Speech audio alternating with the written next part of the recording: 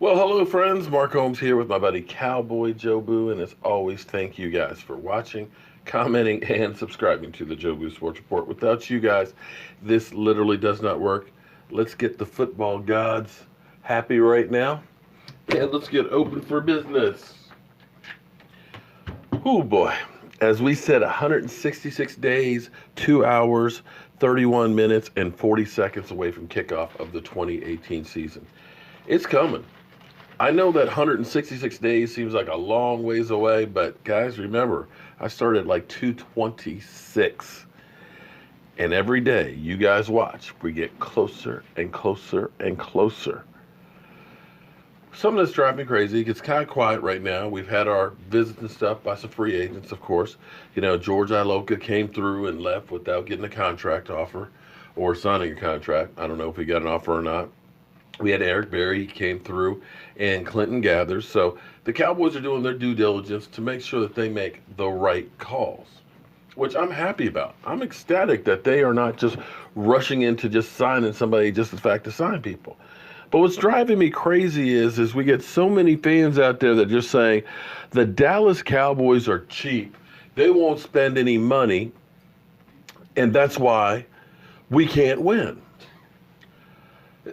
If you make that statement, you have no idea how football works.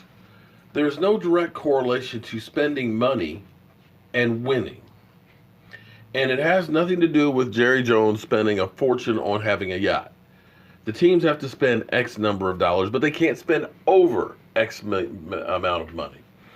And, you know, if we're up to you guys, I would say, well, just pay this guy, just pay that guy, just pay that guy. You know, oh, bring in this free agent and that free agent. Understand where you are. You have to take the money and make it last, okay? If you have, I haven't hit the lottery or something, so I have to budget my money.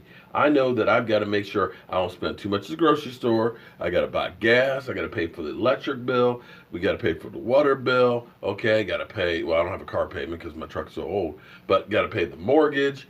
Got to pay all of these things before I go out and spend any money on anything else.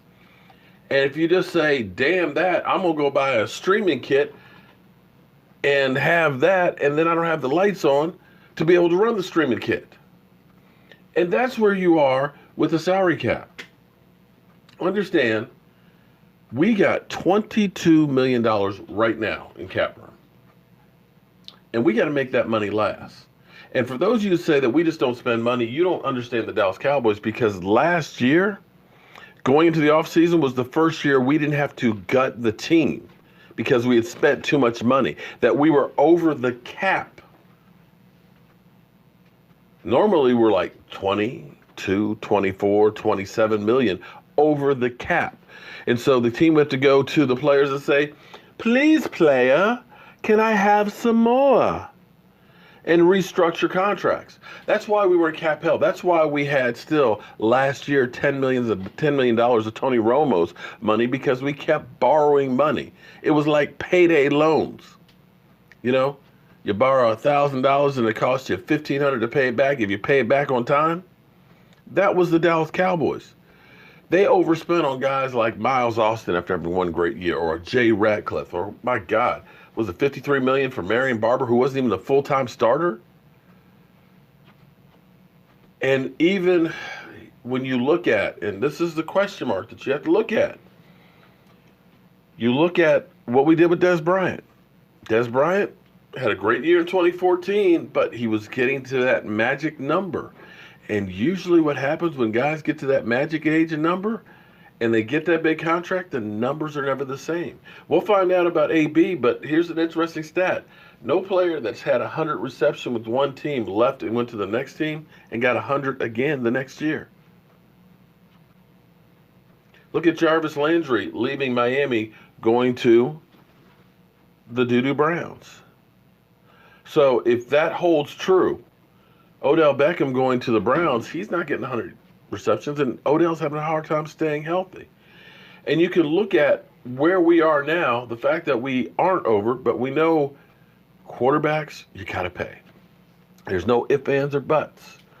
And you have DeMarcus Lawrence that we need to get that deal done for down the road, okay? That'll give us a little more room to spend right now.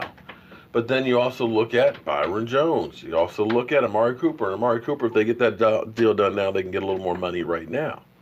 But it's not a matter of the Cowboys are being cheap.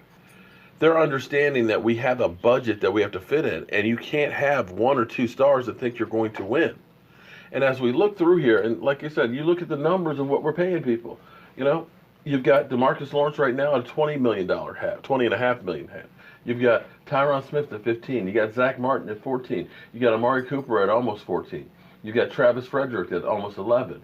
You've got Tyrone Crawford at 10. You've got Lyle Collins at 9. So it's not a matter of being cheap and not paying people. It's a matter of making sure that money goes around as far as possible. But let me give you guys one other take here. Because when you look at what teams have done, and we've seen teams, because it's not about spending money. Because if it was, then the Washington Redskins would win the Super Bowl every year. Because the Washington Redskins almost always have one of the biggest signings every single year. They make the splash just to have the splash, you know. This year, Collins, $84 million for a safety. Last year, if it weren't for Kirk Cousins going to Minnesota, you could have looked at Alex Smith's $73 million guaranteed last year. You can look at the ones where they signed Albert Haynesworth to a $100 million contract. So the Redskins always spend a whole lot of money. You even had Jason Taylor thank Dan Snyder for allowing him to steal money at his Hall of Fame speech. He just said, I just took your money. Thank you very much. But what have the Washington Redskins done with all that money? And you go through and you look at all this dead money. Now the Browns, they got almost $19 million in dead money. You go down through here. The Dolphins, they spent a whole lot of money. They spent a whole lot of money for Ndamukong Suh. What did that do for them? As well as other. $36 million in dead money. And that's why they're trying to work out a deal right now for Robert Quinn so they don't have even more dead money. You go through the Cardinals, $22 million in dead money. What are they getting? What have the Cardinals done? Nothing. And as you go down, the best example I can give you is the New York stinking Giants. They spent a whole lot of money to re-sign Odell. They had the $250 million defensive front. And now that team is tanking. That team didn't win anything with all that money that was spent. They got $33 million right now. They had another 30-some last year in dead money. So it's not about how much money you spend, but how you spend it. And as you look at teams that are consistently good, take a look at the Seattle Seahawks. Only $2 million in dead money. Take a look at the Patriots. $2.7 million in dead money. The only one I would say is kind of out there, I'm kind of surprised, is Tampa Bay with only $1 million, but you can see they're right against the cap at $189 million spent. So the lesson here is it's not about how much money you spend, but how you spend it.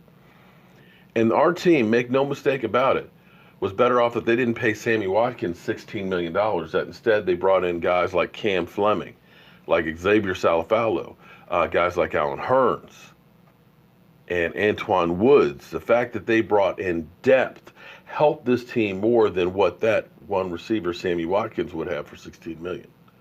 So that's what the Cowboys are looking. Strength in numbers, making sure we have depth if we lose people here and there, as opposed to one home run hitter that might or might not get you there.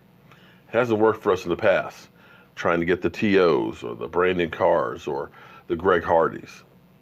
What's gotten us to this 3 years of winning seasons is by being a little bit tighter with the cash. So that's all I got to say about that. Michael Anthony is going to be live streaming the AAF game later on this evening, so be sure to check him out. I'm sorry? React. Okay, he will be streaming his reaction. You're not showing the game? Okay, he's showing his reaction to the AAF game, and he is, as John DMV Dallas Cowboys puts it, he's an expert on the AAF. So tune into him, check him out, as well as my man E2 Blue. I know E2 just did a... New set. Huh? New set. New set? You doing a new set tonight? Michael's doing a new set tonight, so he's definitely getting his shameless plugs in. Definitely check out my man E2 Blue. Did a live stream earlier while we were on the road. Couldn't watch it right then. But tomorrow afternoon, we're going to have my man Vosh over here, DMV, E2 Blue, and we're going to be talking what else? Football and the Dallas Cowboys. I'm Mark Holmes, and I got to be honest, I'm tired. I am real tired. I feel like an old man that needs a nap. But I'll see you guys with any news on the Dallas Cowboys.